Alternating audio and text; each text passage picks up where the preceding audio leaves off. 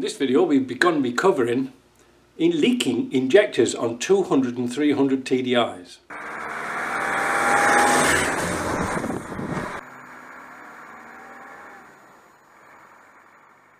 So today I thought I'd do a video on leaking injectors on 300 and 200 TDIs.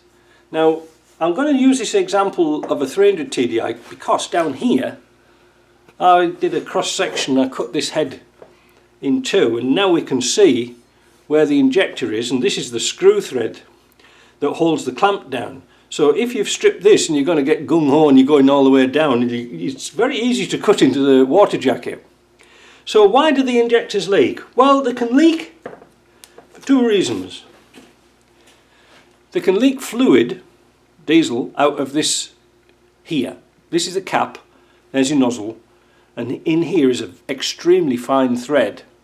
Okay? Now a lot of people, when they take injectors out, they twist them and pull them out because it's got two flats on there, and they work this backwards and forwards and pull it out. This is why when I take injectors out, I always use a slide hammer and pull them out like that. Now you can see the reason why. When I cut this, I should have actually deburred this, but anyway, you'll get the idea. If you look closely here, you'll see there's a gap between the nozzle and the head, and this gets carboned up. And you think, oh well, I'll just twist it. But if you twist this injector, there's a little tiny fine pin, a location pin between the body and the nozzle. And if you twist it, and this is locked in, you can snap the pin, thus rendering the injector scrap. So pull them out. If you're not sure, just make a little slide hammer or something, or pull it out, and you'll have no trouble at all.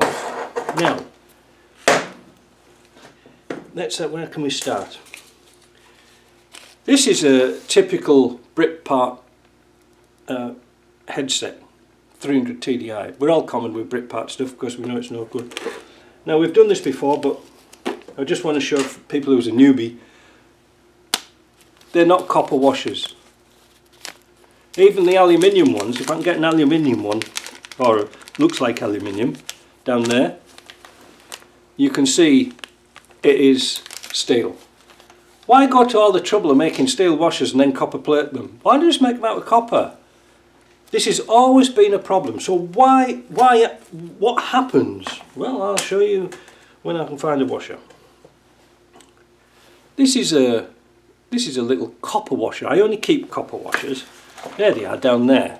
Now the ironic thing, there they are, and there look.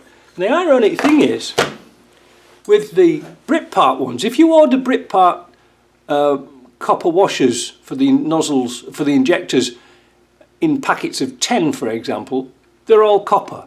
But if you get them in a set from China, they're all steel.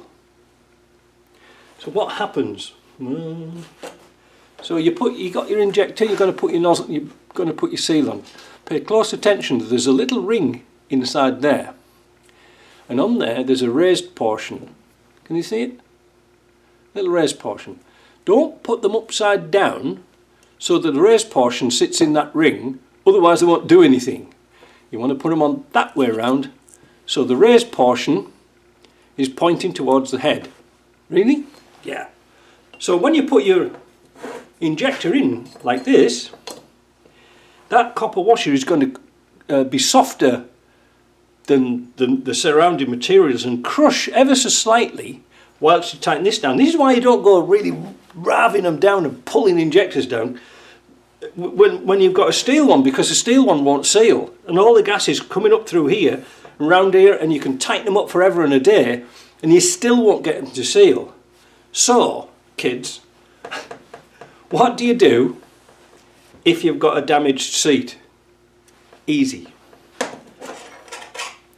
JP sent me out, he got me to buy one of these. It's a 4-flute end mill, 17mm diameter, and he knocked up very quickly in the lathe just a little sleeve that goes over here, because I didn't have any way to turn it.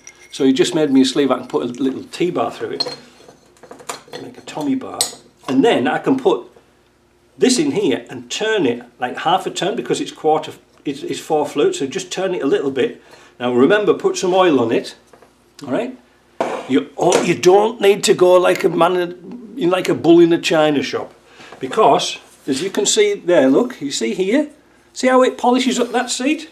Does a lovely job. Blow it out with an airline, you should be fine, and that will stop them leaking. Now, so I can't understand why Britpark go through all the trouble of making a gasket set and put steel washers in. Their headsets are the same, not the headsets, but the bottom end sets. Most of the stuff that comes from China is just rubbish seals, and that's why Britpark gets such a bad reputation, because they actually do the seals. And the same with these little chaps here. When you buy a headset or any gasket set, these go on your spill return. Again, you can buy them individually in packs of 10 from Britpark, from LR Direct, made by Britpark. If when I get it splitted out, it's very early in the morning here. So they're copper. Now, if you put steel washers in, they're not going to compress and they'll leak.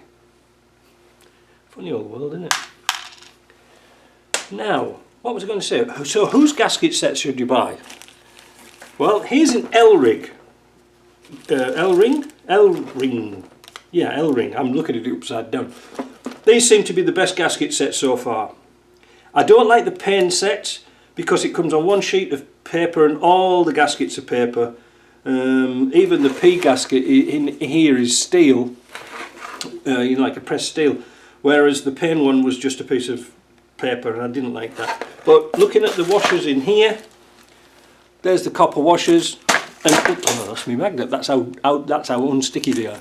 They're copper, so that's a good gasket set. I like that. So I hope that sort of cleared things up a little bit, why they leak. But remember, I have to reiterate this again. If it's leaking gas, it's that gasket there that's gone. And if it's leaking diesel, it can be leaking out of here, but pull them out like that. Don't twist them.